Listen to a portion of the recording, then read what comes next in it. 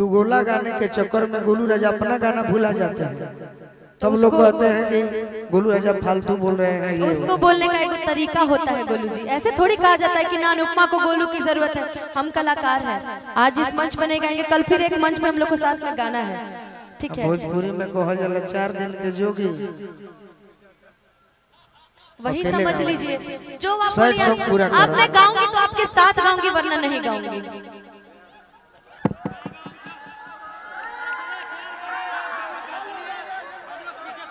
प्यार में जिद अच्छे नहीं लगते। याद रखिएगा, अनुपमा ने ना कभी आपके बारे में गलत बोला है, ना कभी बोलेगी। जीवन भर आपकी इज्जत करती थी और ऑल टाइम करेगी। समय ऐसा है कि लोग आपको मोटिवेट करते रहे, मगर अनुपमा कल भी आपके साथ खड़ी थी। आपका सम्मान जब है। आपको जब आपको गोली लगी थी तो मैं आपसे उतनी परिचित नहीं थी, लेकिन मैंने भी आपका पोस्ट फेसबुक पे डाला था। धन्यवाद। वो मेरा प्यार था आपके प्रति। अगर आज आप इसको गलत वे में ले रहे तो मेरा मतलब नहीं है। हमने कहा हमारा भी समय आएगा तो आपको भी पता चलेगा कि कौन अपना कौन पराया है। याद रखिएगा, ठीक है। चलिए सुर दे दो माइनर में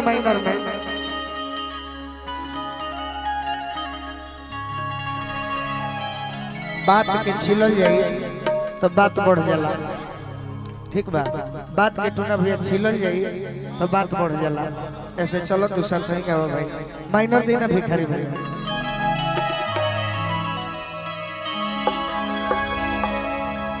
लाखों जिगर में गम थे, लाखों जिगर में टाके थे, ऐ सनम गम न कर हम भी कभी बाके थे। एगो लड़की को हतिया जेकर मरद पियकड़ मिल गई बड़ी टूना मिसिर नियम तो कहतिया सखी पूछली कि ये सखी बताओ मरद कैसन मिलल बड़े। तो सखी कहतरी कि सखी मरद तो सीआईडी के जवान मिलल बड़े। आवा है ने तुम कहतरी तू जानता रुका हो कि जैसे अरे टीवीया में लागेला रिमोट हो, यह अनुपमा है कि देखबा तो सूरजमुखी बन जाई, घरे ले जब तो चंद्रमुखी बन जाई, आ बगली के रुपया उड़ा जाई, अगिया लहक जाई, ज्वालामुखी बन जाई। ऐसे कहतनी कि जैसे सुनो जानतानी नहीं खी जाना। एगो बात सुन लो लोग भैया, अनुपमा के दिल के बात का बात कि जैसे अरे टीवीया में लागेला रिमोट हो, अरे है बीबी खाती नोट लागेला, टीवीया में लागेला रिमोट हो, बीबी खाती नोट मारो तारू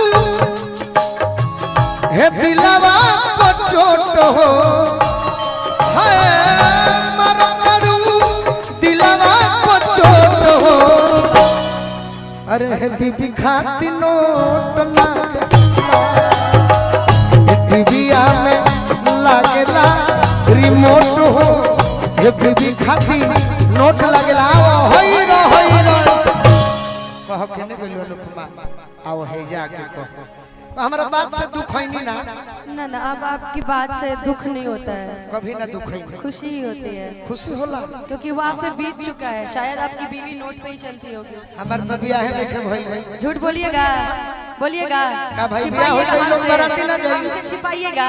सुन एगो बात, अरे गेंडा स्वामी हम तुम्हारे बारे में सब जानते हैं। अरे गेंडा स्वामी ये जो खेल खेल रहे हो हम उस दिन से खेलते आ रहे हैं जब तुम्हारे बाप दादा अपने बालों में खिजाब लगाया करते थे। अच्छा ई बुआल छपरा जौन गाँव बा, ये जब परशुराम के वंशज ढेरे बड़े, और ओकरा बाद भी हर जात के लोग हमरा से प्यार करेला। ई जान जई हो कि जहिया गोलू राजा के बियाह होई, जहिया गोलू राजा के बियाह होई, सब जना हमारा तिलक बारात में रहे। का भैया गलती कहतनी तो चलल जाएगा पटना। अब जहाँ चले के बाद चलो, पटना से ही बारात जाएगा। अरे पटने थोड़े जाई बारात पीरो से बिरिंदो बन जा सकता। गोरखपुर से भी जा सकता है। अरे कहाँ जहाँ लिखल हो जा होई गलती। अच्छा भैया फरमाइश भेज रहा, अपन फरमाइश फरमाइश पूरा करे। फरमाइश ऐसा ना कह जला मेहरबानों ने फरमाइश किए हैं तो लड़की हो तारा में चल जाई मैं इनको लहे लहे दिल से शुक्रिया अदा करता नहीं दादा कहो पुदीना की फरमाइश हुई थी आप अच्छा पुदीना अगर आप साथ में गा देना तो मजा आ जाएगा। अरे हम गा दे चलिए गा दे हो डांस भी कर दीजिएगा कुछ हो कह दे मेरा स्किल भैया कट जाई मर जाई कह जाई बूता जा ऐ सनम की दे के जिंदगी भर खा तेरे जख्म कि जनी सोचा हमरा बारे में तहरा खातिर हमर मायल ना रहे ई प्यार कल है परसों के कायल न रहे भुला गईलू ऐसे जैसे भागिल न रहे